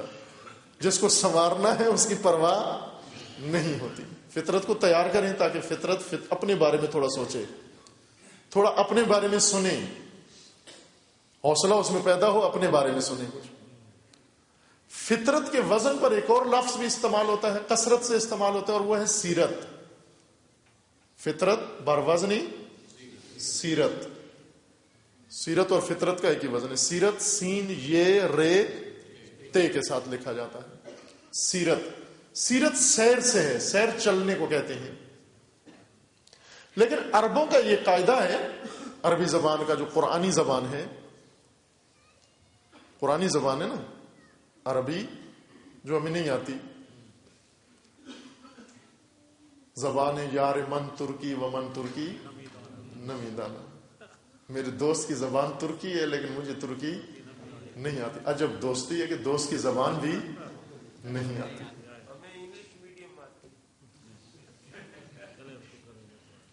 رسول اللہ کی زبان عربی، ائمہ کی زبان عربی، اہل بیت کی زبان عربی، اللہ نے جو زبان اختیار کی وہ عربی، جس سے ہمیں محبت ہے اس کی زبان عربی، محبت جس سے ہے وہ دوست، اس دوست کی زبان ہمیں نہیں آتی. زبان یار من ترکی و من ترکی نمیدان. سب کی زبانیں آتی ہیں، دوست کی زبان نہیں آتی. عربی زبان میں اس وزن پر، اس قالب اور ترکیب کے ساتھ اگر لفظ بنے، سیرت، فطرت، جلست، رکبت، نکبت، اس طرح کے جتنے الفاظ ہیں عربی، اب خود اردو والوں کو نہیں اس طرح بنانا شروع کر دینا، عربی لفظ ہو اور اس ترکیب کے ساتھ ہو. جس طرح سے چند لفظ آپ کی خدمت میں عرض کیے ہیں، ان کا ایک خاص معنی ہوتا ہے. یہ کیفیت اور نوعیت بتانے کے لیے یہ وزن استعمال کرتے ہیں عرب، کیفیت اور نوعیت بتانے کے لیے. سیر چلنے کو کہتے ہیں، ٹہلنے کو سیر کہتے ہیں. سیرت چلنے کی کیفیت کو کہتے ہیں. سیر چلنے کو کہتے ہیں، سیرت چلنے کی کیفیت کو کہتے ہیں. ہم نے سیرت کا بہت لفظ سنا ہوا، استعمال بھی کیا ہے. سیرت کے موضوع پہ کتابیں بھی پڑھی ہوئی ہیں. جتنی کتابیں آج تک آپ نے سیرت کے موضوع پہ پڑھی ہیں ان میں سے ایک بھی سیرت کے اوپر نہیں ہے، ایک بھی سیرت کے اوپر نہیں ہے. نام ان کا سیرت ہے لیکن ہے تاریخ کی کتابیں. تاریخ اور چیز ہے، سیرت اور چیز ہے. بڑی بڑی کتابیں، مشہور کتابیں. سوانح حیات کو سیرت نہیں کہتے، حالات زندگی کو سیرت نہیں کہتے. سیرت سیر سے ہے، سیر چلنے کو کہتے ہیں، سیرت چلنے کے انداز کو کہتے ہیں، سٹائل کو کہتے ہیں. ہر ایک کا چلنے کا ایک خاص انداز ہے نا. چلتے ہیں نا، بس چال سے پتہ چل جاتا ہے یہ آدمی کون ہے. سیرت سے پتہ چل، یعنی چلنے کے انداز سے پتہ چلتا ہے یہ کون جا رہا ہے. سیر چلنا سیرت چلنے کا انداز ہے. زندگی سیر ہے، زندگی جو ہم بسر کرتے ہیں، اعمال، افعال، گفتگو، سننا، بولنا، اٹھنا، بیٹھنا، کھانا، پینا، یہ سب یہ سیر ہے، یہ زندگی ہے، یہ سیرت نہیں ہے. زیادہ جو لفظ استعمال ہوتا ہے سیرت رسول اللہ کے بارے میں، سیرت نبوی. سیرت نبوی کیا ہے؟ وہ بعض بیان بھی کرتے ہیں. سیرت نبی یہ تھی کہ رسول اللہ یوں کرتے تھے، یوں کرتے تھے، یوں کرتے تھے، تاریخوں کے اندر لکھ دیا جاتا ہے. یہ سیرت نبوی ہے. وہ رسول اللہ نے 11 شادیاں کی تھیں، یہ سیرت نبوی. آپ بھی 11 کریں گے؟ آپ ایک اور کا سوچ بھی نہیں سکتے ورنہ رات باہر گزارنی پڑے گی. مواحدی اچھے ہیں، ازدواج میں مواحدی اچھے ہیں، ایک کافی ہے.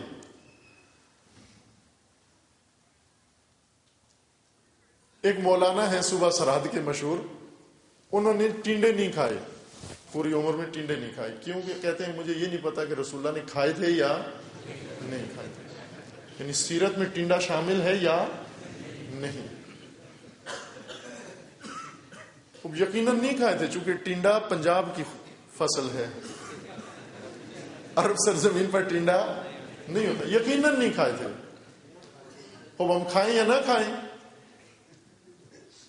سیرت اس کو نہیں کہتے کہ رسول اللہ نے جو کیا وہ سیرت رسول نہیں ہے، وہ فعل رسول ہے، وہ عمل رسول ہے. جو کچھ رسول نے کیا وہ سیرت رسول نہیں، وہ عمل رسول ہے. سیرت کس کو کہتے ہیں؟ سیرت اس کو نہیں کہتے کہ رسول نے کیا کیا ہے، سیرت اس کو کہتے ہیں رسول نے کیسے کیا ہے. جو کچھ رسول اللہ نے کھایا ہے وہ رسول اللہ کی سیرت نہیں ہے، جیسے کھایا ہے وہ سیرت رسول اللہ. جیسے کھایا ہے. رسول اللہ نے کھجور کھائی ہے. کھجور کھانا سیرت رسول نہیں ہے. رسول کے کھانے کا انداز سیرت رسول ہے. آپ کھجور نہ کھاؤ, کوئی اور چیز کھا لو, لیکن اس طرح سے کھاؤ جس طرح رسول اللہ کھایا کرتے تھے. اس کو سیرت کہتے تھے. سیرت یعنی انداز, طرز. ایک زندگی ہے, ایک طرز زندگی ہے. لہذا یہ شبہ کہ آپ ہمیں کہتے ہیں سیرت ائمہ پہ چلیں, سیرت رسول اللہ پہ چلیں, یہ تو پھر بات تو خراب ہو جائے گی. ہم آج 1400 سال بعد یہ سارے سوٹ اتار دیں, یہ لباس اتار دیں اور ائمہ کا لباس پہن لیں. ائمہ کا لباس وہ عربی پیراہن, بلند, ایک ہی پیراہن ہوتا ہے نا عربی لباس. ائمہ تو وہ پہنتے تھے, شلوار قمیض نہیں پہنتے تھے. اگرچہ ذاکر ہمارے پڑھتے ہیں, تذکرے میں شلوار کا بھی تذکرہ کرتے ہیں, قمیض کا بھی کرتے ہیں, لیکن یہ غریب کی اپنی محنت ہے.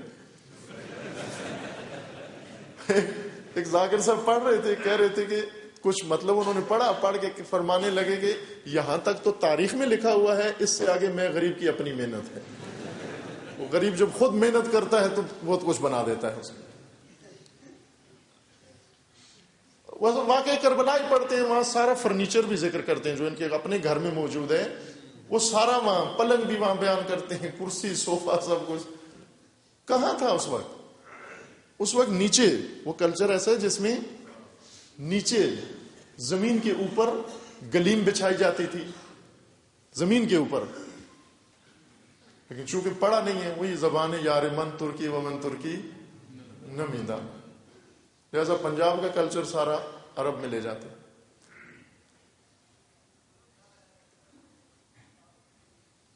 ہم رسول اللہ کی طرح سیرت رسول کو اپنائیں. سیرت رسول کا مطلب یہ نہیں کہ رسول اللہ نے جیسا لباس, جو لباس رسول اللہ نے پہنا وہی ہم پہنے. آپ اپنے زمانے کا لباس پہنیں. جب کہا جاتا ہے سیرت نبی پر عمل کرو, سیرت ائمہ پر عمل کرو, اس کے معنی یہ نہیں کہ دنیا ترقی کر رہی ہے آپ پیچھے کی طرف چلنا شروع کر دو. آپ اپنے زمانے کی زندگی بسر کرو, اپنے زمانے کے وسائل استعمال کرو, اپنے زمانے کی سواری پہ بیٹھو. رسول اللہ گھوڑے پہ بیٹھتے تھے یا اونٹ پہ بیٹھتے تھے, تو سیرت رسول اونٹ پہ بیٹھنا نہیں ہے.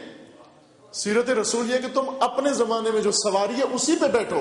آپ بس پہ بیٹھو, آپ کار پہ بیٹھو, آپ گاڑی پہ بیٹھو, بے شک, چونکہ سیرت رسول اونٹ پہ بیٹھنا نہیں ہے.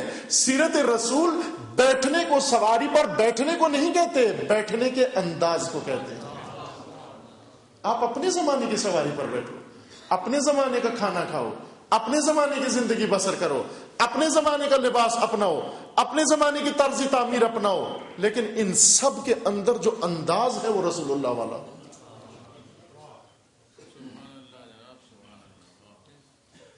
سیرت اس عمل کو نہیں کہتے جو رسول اللہ نے کیا ہے, سیرت اس عمل کے انداز کو کہتے ہیں, اس کی طرز کو عمل کہتے ہیں, سیرت کہتے ہیں.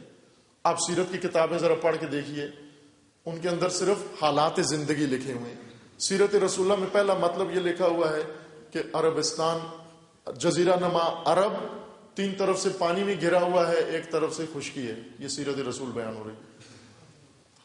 دوسرا مطلب یہ بیان کیا جاتا ہے سیرت رسول میں کہ سرزمین عرب ساری صحرا ہے, اس میں بارشیں نہیں ہوتی. وہ یہ سیرت رسول اللہ ہے, بارشیں نہیں ہوتی وہاں پر. یہ تاریخ ہے, یہ رسول اللہ کے ارد گرد جو ماحول تھا وہ آپ ذکر کر رہے ہیں.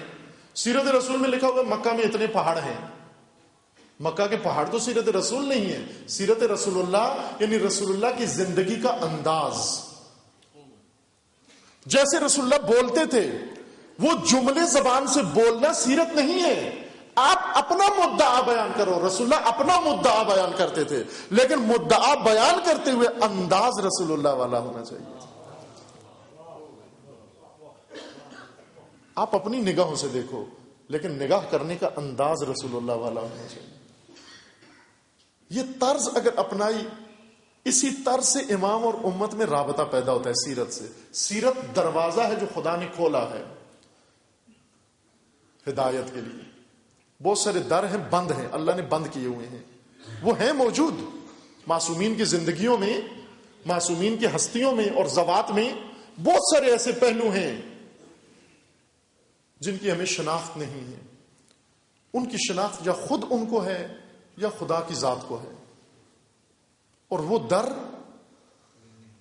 ہمارے لیے کھلے ہوئے نہیں ہیں.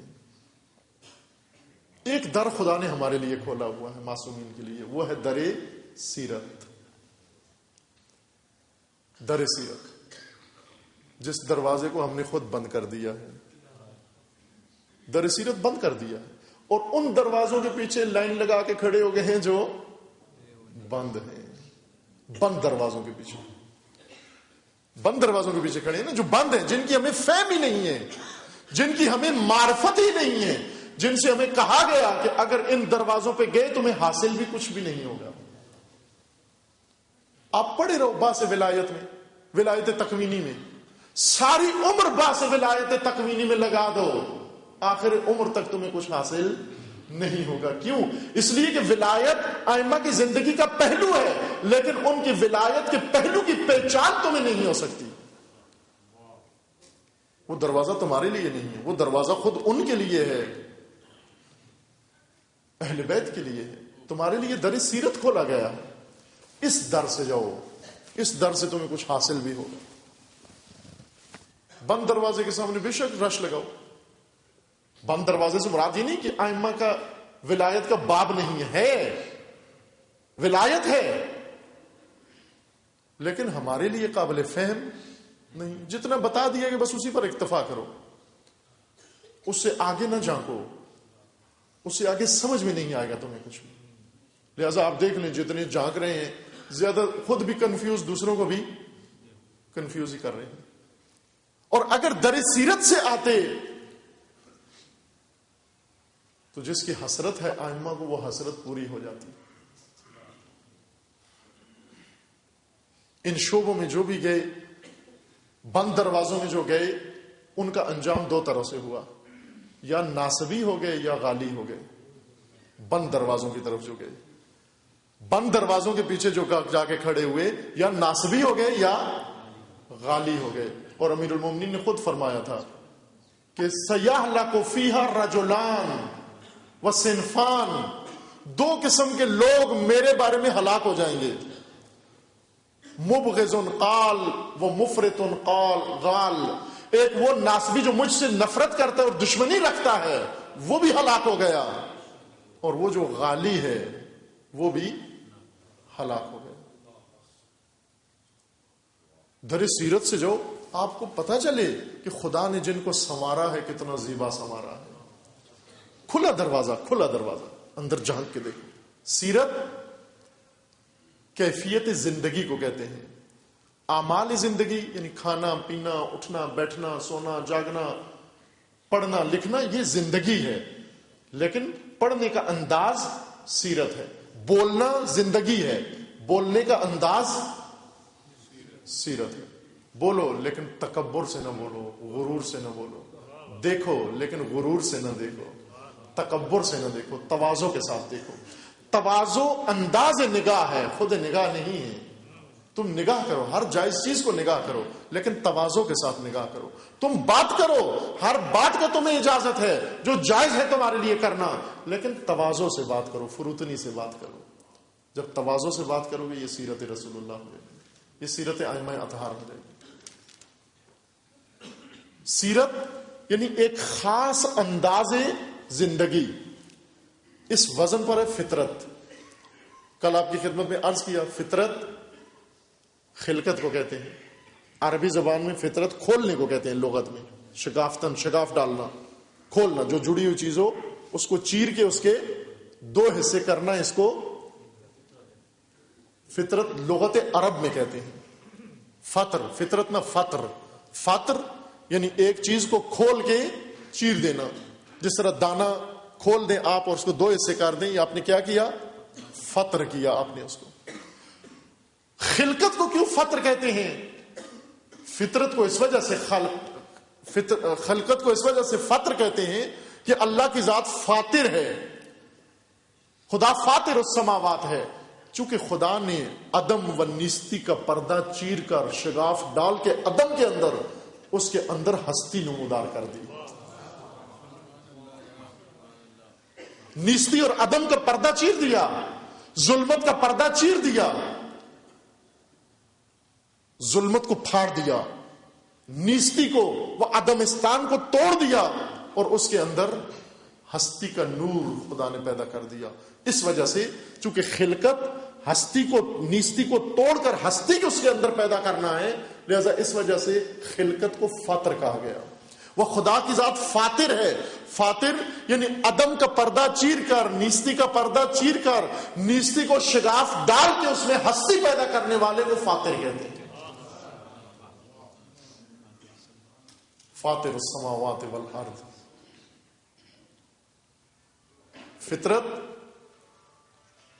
خلقت کو ہی کہتے ہیں، لیکن عرض کیا کہ فطرت انداز خلقت کو کہتے ہیں، چونکہ سیرت کے معنی سیرت کے وزن پر ہے، اس وزن پر ہے۔ جیسے جلست، جلسہ بیٹھنے کو کہتے ہیں، البتہ اردو میں یہ سارے الفاظ آ کے ان کے کچھ اور معنی ہو گئے ہیں۔ ہم جلوس، چلنے کو، موومنٹ کو، حرکت کو جلوس کہتے ہیں۔ عربی میں جا کر دیکھیں، جلوس عربی لفظ ہے، اردو نہیں ہے، ہندی بھی نہیں ہے۔ جلوس بیٹھنے کو کہتے ہیں۔ ہم کہتے ہیں ہم جلوس نکال رہے ہیں، جلوس تو بیٹھنے کو کہتے ہیں، جلوس چلنے کو نہیں کہتے۔ چلنے کو حرکت کہتے ہیں۔ کسی زبان میں جس کو ہم جلوس کہتے ہیں اس کو جلوس نہیں کہتے۔ ایرانی اس کو کہتے ہیں راہ پیمائی۔ فارسی اچھی زبان ہے، آسان ہے، آپ خود بھی بنا سکتے ہیں۔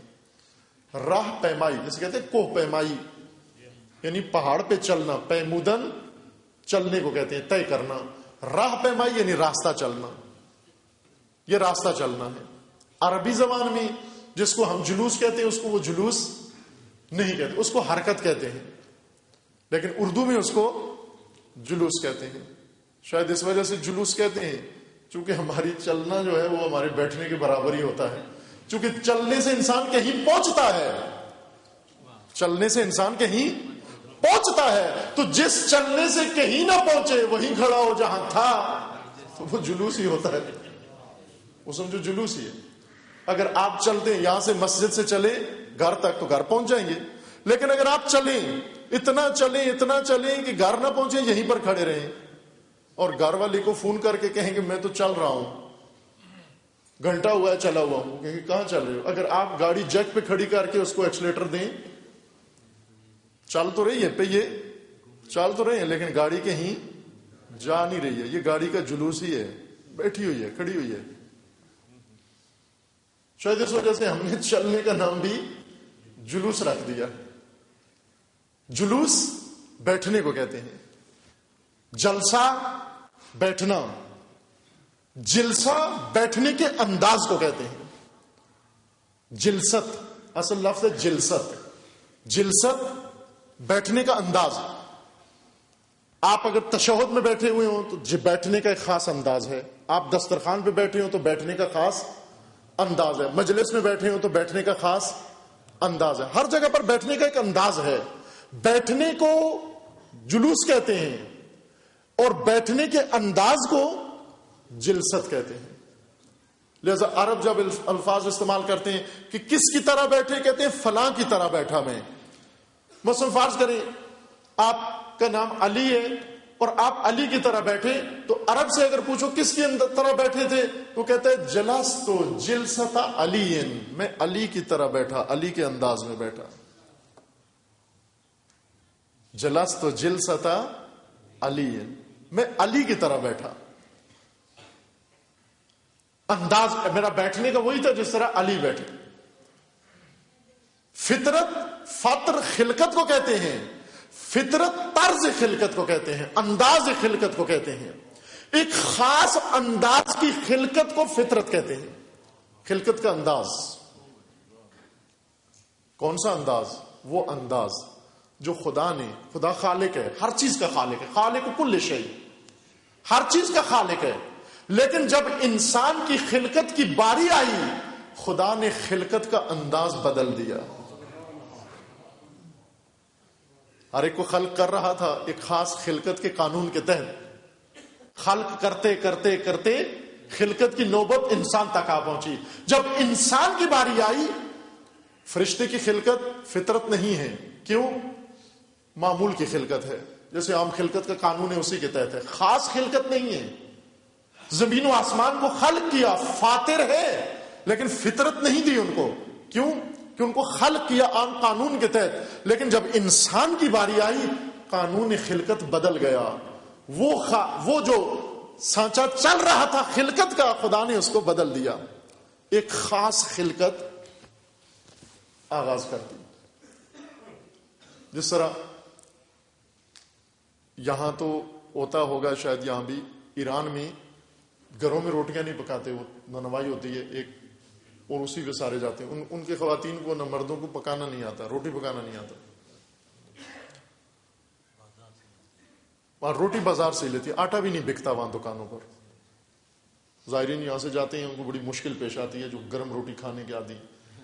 وہاں تو وہ ٹائم پہ روٹی پکتی ہے 1-1.5 گھنٹہ، پھر اس کے بعد وہ بھی نہیں ملتی. کبھی جانا ہو تو یہ ذہن میں رکھ کے جانا، وہاں پر روٹی کا خاص ٹائم ہوتا ہے، اس کے بعد نہیں ملتی. بورڈ لٹکا دیتے ہیں غذا تمام شد، اب سو جو جا کے. ہمارے یہاں 24 گھنٹے غذا حاضر ہے، وہاں غذا تمام شد، 1-1.5 گھنٹہ ہوتا ہے پھر ختم. روٹی لے کر آتے ہیں نانوائی سے.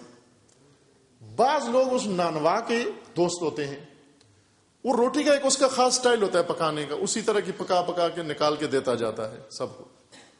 لیکن جب دوست اس کا آ جائے تو وہ پیڑے کا انداز بدل دیتا ہے، روٹی بنانے کا انداز بدل دیتا ہے. کیوں؟ کیونکہ یہ دوست ہے، عام آدمی نہیں. دوسرے شعبوں میں یہاں بھی ہوتا ہوگا، میں نے وہاں کی مثال دی چونکہ دیکھا ہوا تھا عملاً نمونہ. جب دوست آتا ہے وہ آ کے ادھر سے اس کو سلام کرتا ہے اپنے خاص انداز سے، وہ سمجھ جاتا ہے سلام کا معنی. یہ سلام سلامتی کا نہیں ہوتا، یہ سلام اس سے یہ ہوتا ہے کہ پیڑے کا سٹائل بدلو، جو ان کو دے رہے تھے وہ ہمیں نہیں دینا. آپ بھی جاتے ہوں گے، جو قصائی دوست ہیں، آشنائی ہے، وہ سب کو چھچڑے تول کے دے رہا ہوتا ہے، لیکن جب آپ جاتے ہیں تو وہ کاٹنے کا انداز بدل، کہیں اور سے کاٹنا شروع کر دیتا ہے، تولنے کا انداز بدل دیتا ہے. یہ ہوتے پیشوں کے اندر ہے ایسی چیز. کپڑے کی دکان پہ جائیں آپ، اگر آشنا ہیں تو وہ کٹائی کا انداز بدل دیتا ہے، ورنہ وہ سیدھا بھی کاٹے تو 1.5 میٹر ویسے کم کر دیتا ہے. اس کے اندر تجربہ ہے اس کو. جب وہ روٹی پکا رہا ہوتا ہے، اپنے دوست کی جب باری آتی ہے سٹائل بدل دیتا ہے. آپ مہمان آ رہے ہیں، لوگ آ رہے ہیں، سب کو سلام کر رہے ہیں، لیکن جب آپ کا آشنا کوئی محترم انسان آتا ہے، آپ سلام کرنے کا انداز بدل دیتے ہیں. سب کے ساتھ مسافہ کر رہے ہیں، لیکن جب آپ کا عزیز آ جاتا ہے اس کے ساتھ معانقہ کرتے ہیں.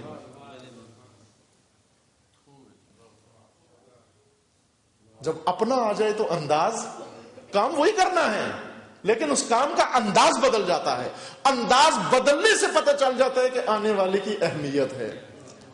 کہ پہلے ہاتھ ملا رہے تھے، اب معانقہ شروع کر دیا ہے. پہلے خشک سلام کرتے تھے، اب تہ دل سے سلام کر رہے ہیں. پہلے لہجے میں اپنائیت نہیں تھی، اب لہجے میں اپنائیت آ گئی ہے. اب توجہ فرمائیں، خداوند تبارک و تعالی نظام خلقت شروع کر دیا. خدا نے ملائکہ کو بنایا، خدا نے جنوں کو بنایا، خدا نے کائنات بنائی. اتنی کائنات بنائی کہ میں اور آپ بیٹھ کر اگر 1000 سال فقط تصور کرنے میں لگ جائیں تو تصور نہیں کر سکتے. یہی مادی کائنات نہیں کر سکتے تصور ہم اس کو. ہماری مثال یہ ہے، جیسے مولانا روم نے مثال دی ہے، ہماری مثال یہ ہے کہ ایک بہت بڑا باغ ہو، اس باغ کے اندر ہزاروں درخت ہوں، ہر درخت کی ہزاروں شاخیں ہوں. ذرا تصور ساتھ ساتھ لیتے جائیے، مشکل تو نہیں ہو رہی؟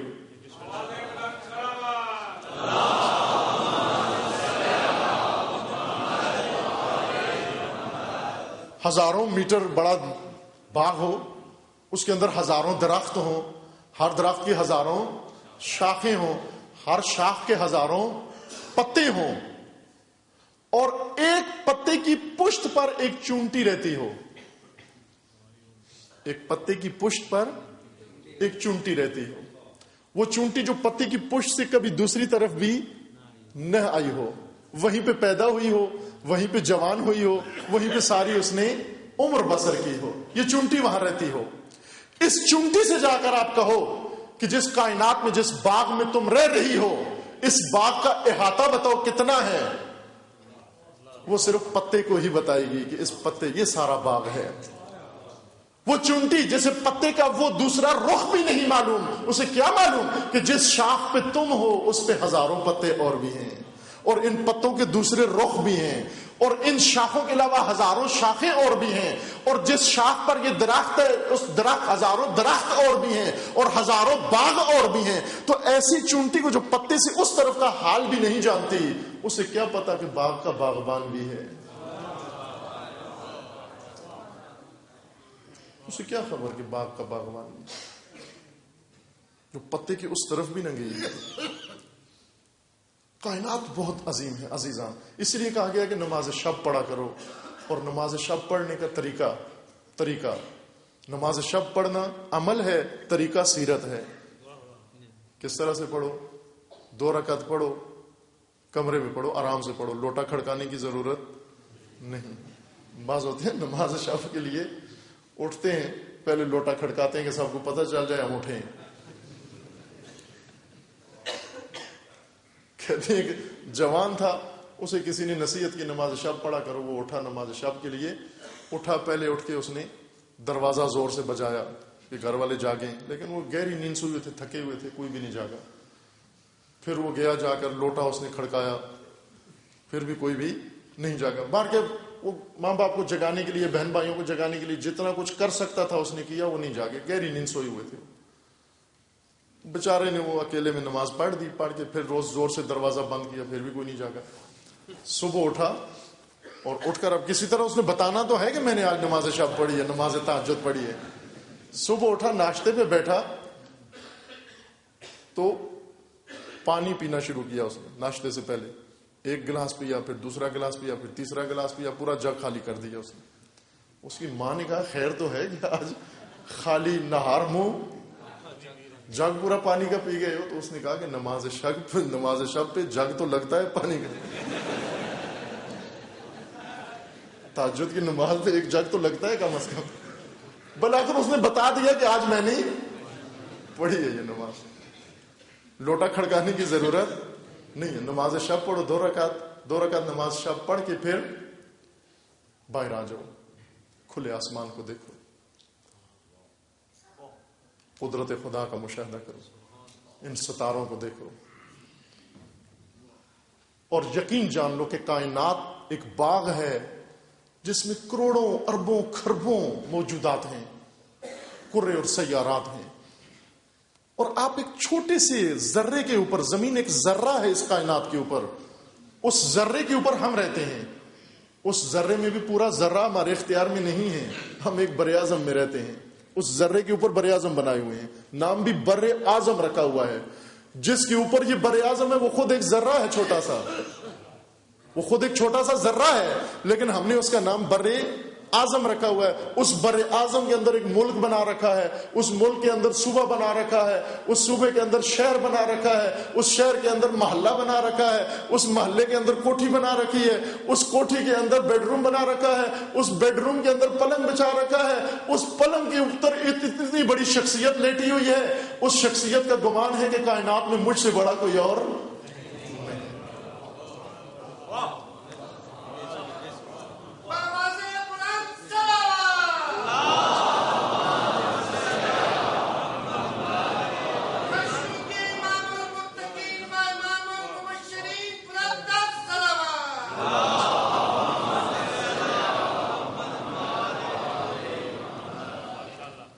ہمارے دل نرم نہیں ہیں، گردنیں نہیں جھکتی، اکڑ کیوں ہے؟ اس لیے کہ ہمیں یہی نہیں پتا کہ ہم رہتے جہاں پر ہیں وہ کتنی بڑی جگہ ہے۔ ہم اپنے آپ کو تکبر و غرور توڑنے کے لیے 2 رکعت نماز پڑھو، پھر باہر جاؤ، ستاروں کو دیکھو، اور یقین جان لو کہ یہ ستارے تمہاری زمین سے بہت بڑے ہیں، اور یہ ستارے سارے کہکشانوں میں ہیں۔ ان کہکشانوں میں لاکھوں ستارے ہیں، کروڑوں ستارے ہیں، اور لاکھوں کہکشانے ہیں جو ابھی تک بشر کو نظر بھی نہیں آئی، ابھی تک اس نے دیکھی بھی نہیں ہے۔ یہ مادی کائنات، یہ نہ ختم ہونے والی کائنات ہے، لیکن خدا نے فرمایا کہ یہ ساری کائنات نہیں ہے، یہ جو ہستی میں نے پیدا کی ہے اس کی ایک جھلک ہے۔ یہ ان من شیء الا عندنا خزائنہ وما ننزلہ الا بقدر معلوم، ہم نے یہ سب کچھ خزانوں سے نکالا ہے، تھوڑی سی مقدار نکالی ہے۔ اللہ نے فرمایا یہ چھوٹی سی کائنات ہے جو میں نے بنائی ہے، میری اصلی کائنات عالم ملکوت ہے، عالم ملکوت ہے۔ اتنی عظیم کائنات خدا نے سماوات بنائے، ملکوت بنایا، ملکوت کے بعد یہ عالم طبیعت و عالم مادہ بنایا، کہکشانیں بنائیں، اور کہکشانوں کے بعد ستارے اور سیارے بنائے، منظومہ شمسی بنایا، اس منظومہ شمسی کے اندر زمین پیدا کی، اس زمین کے اوپر ہزاروں و کروڑوں و لاکھوں مخلوقات پیدا کی، لیکن ایک ہی روش کے تحت سب بنتے گئے، بناتے بناتے خلقت کرتے کرتے جب باری حضرت انسان پر آئی، خداوند تبارک و تعالی نے اپنی خلقت کا انداز بدل دیا۔ کیوں بدل دیا؟ اس لیے کہ ساری ہستی کا نچوڑ اب پیدا کرنا ہے، سارے عالم ہستی کا خلاصہ اب پیدا کرنا ہے۔ اس لیے فرمائے لکم ما فی الارض جمیعا، یعنی جس کے لیے سب کچھ پیدا کیا تھا اب اس کو پیدا کرنا، جس کے لیے سب کچھ بنایا تھا اب اس کو بنانے کی باری آئی۔ لہذا خلقت کا انداز بدل دیا، اور خلقت کا انداز ایسا بدلا کہ خود سورہ مومنون میں جب رپورٹ پیش کی کہ میں نے کیسے بنایا، خود انسان کو بتایا، اے انسان، اے میرا بندہ، تو غور کر میں نے تجھے کیسے پیدا کیا۔ لقد خلقنا الانسان من سلالۃ من طین ثم جعلناہ فی قرار مکین، ہم نے انسان کو پیدا کیا، مٹی کے نچوڑ سے پیدا کیا، مٹی کے نچوڑ سے نطفہ بنایا، نطفے کو ہم نے قرار مکین رحم میں ڈال دیا، رحم میں ڈال کر پھر ہم نے اس کا علقہ بنایا، علقے کا مضغہ بنایا، مضغے کے اندر ہڈیاں بنائی، ہڈیوں کے اوپر گوشت چڑھایا، گوشت کے اوپر جلد چڑھا کر پھر اس کے بعد ہم نے اس کو انسان بنا دیا۔ جب بنا دیا تو پروردگار کو اتنا لطف آیا، فتبارک اللہ احسن الخالقین، فتبارک اللہ احسن الخالقین۔ کیا رب ہے جس نے یہ بنائی؟ سورہ تین میں فرمایا والتین والزیتون وطور سینین وہذا البلد الامین، تین کی قسم، زیتون کی قسم، طور سینا کی قسم، لقد خلقنا الانسان فی احسن تقویم، انسان کو کتنا زیبا بنایا، کتنا احسن تقویم میں بنایا، خلقت کا انداز بدل دیا، ایک نئی خلقت کا انداز اختیار کیا۔ اسی نئے انداز کو جو کائنات کی باقی تمام مخلوقات سے مختلف، وہ منفرد ہے، وہ مخصوص ہے انسان کے لیے، اسی کو فطرت انسان کہتے ہیں، یہی فطرت انسان ہے۔ اب تلاش کرو کہ خلقت کا انداز بدل کے جو خدا نے ہمیں بنایا، کیا خصوصیت اس خلقت کے اندر ہے جو دوسروں کے اندر موجود نہیں ہے؟ اس انداز میں اور اس انداز میں کیا فرق ہے؟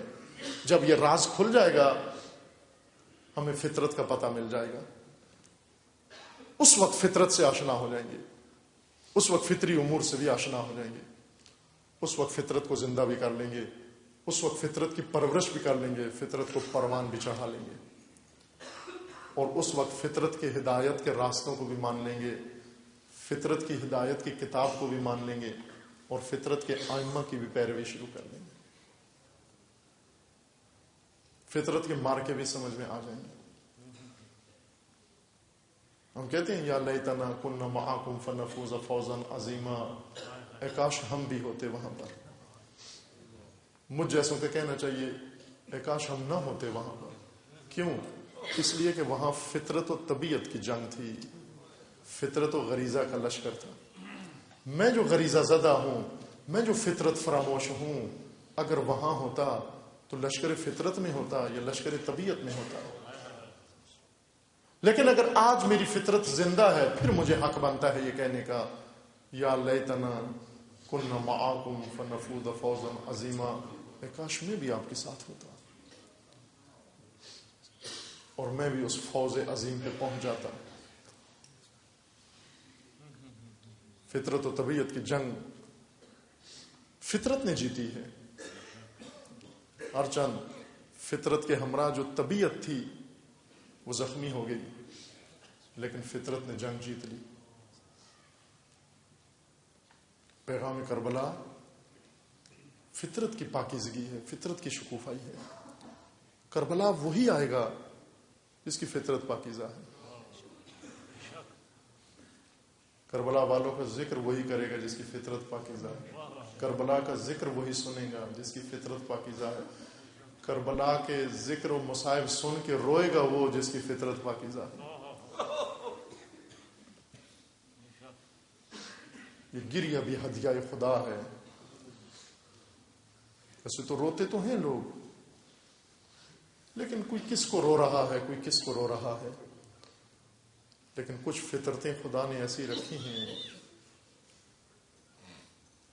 جو حسین ابن علی کو رو رہی ہیں. یہ رونا علامت ہے فطرت کی، زندگی کی، حیات کی.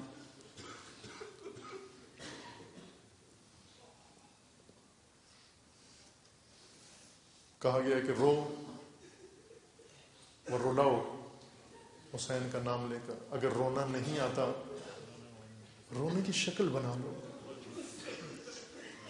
شکل بنا لو رونے والے. کیوں کہ یہ جو شکل بناؤ گے رونے کی تو رونا بھی آ جائے گا تمہیں. یہ بھی ہماری تربیت کے لیے. رونے کی شکل بناؤ. اس شکل بنانے کا اثر فطرت پہ ہوگا. فطرت پروان چڑھے گی، فطرت شکوفہ ہوگی.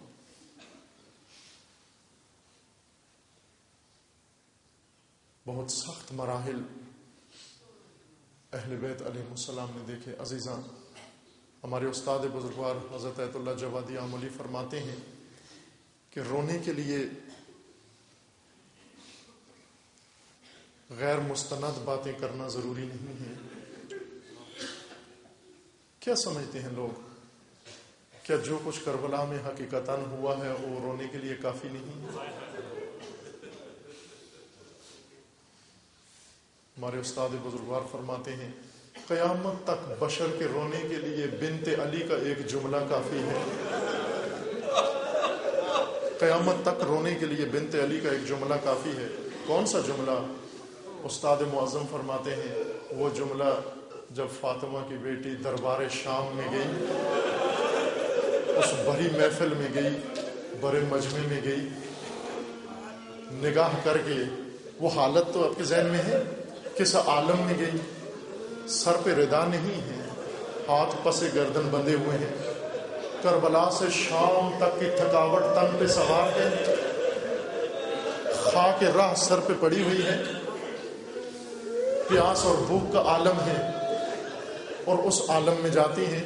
دربار سجا ہوا ہے، شرابی نشے میں دھت ہیں، اہتمام کیا ہوا ہے، سب کی نگاہیں نامحرموں کی اٹھی ہوئی ہیں.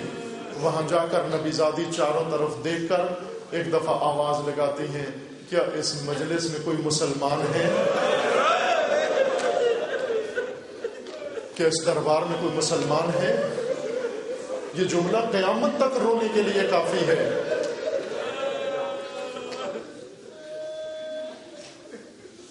جب مدینہ سے سید الشہداء علیہ السلام روانہ ہو رہے تھے، جناب زینب سلام اللہ علیہا کو جب خبر ہوئی کہ بھائی جا رہے ہیں،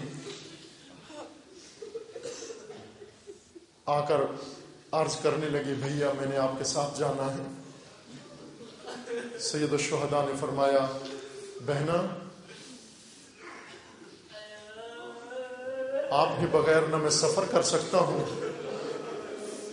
نہ مجھے کہیں چین آئے گا، لیکن آپ کی ایک مجبوری ہے، اور وہ مجبوری یہ ہے کہ آپ کے زوج موجود ہیں، آپ کے شوہر محترم موجود ہیں، آپ کا اختیار شوہر کے پاس ہے. ممکن ہے آپ کے شوہر میرے ساتھ جانے پہ راضی نہ ہوں. اگر عبداللہ سے اجازت لے کر آؤ میرے ساتھ آ سکتے ہو.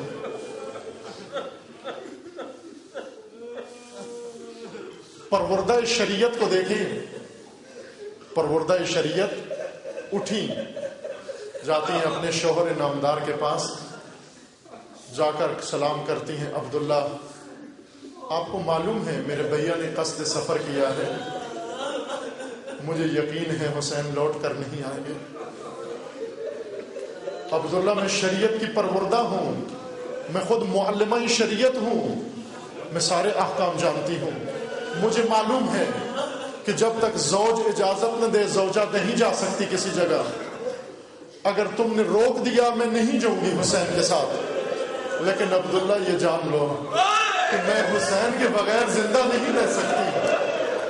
اگر حسین چلے گئے، تم نے مجھے روک لیا، حسین بھی چلے جائیں گے، زینب بھی چلی جائے گی۔ وہ رشتہ، بھائی اور بہن کا وہ رشتہ، وہ محبت، مدینہ میں تو یوں کہہ رہی ہے عبداللہ مجھے جانے دو، میں حسین کے بغیر زندہ نہیں رہ سکتی۔ خدا جانتا ہے پھر کیسے زندہ رہی، عاشور کے بعد کیسے زندہ رہی، پھر کوفہ تک کیسے زندہ رہی، پھر شام تک کیسے زندہ رہی، پھر مدینہ تک کیسے زندہ رہی۔ ابھی کوئی زینب سے ہی پوچھ سکتا ہے کہ بیوی جو حسین کے بغیر جدائی کا تصور بھی نہیں کر سکتی تھی، اپنی آنکھوں سے حسین کو جدا ہوتے ہوئے۔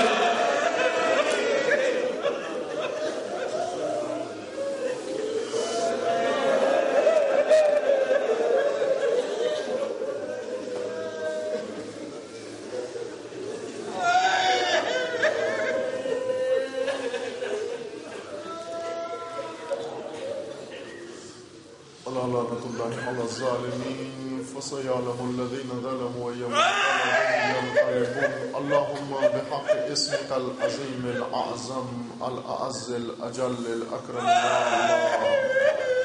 يا الله يا الله يا الله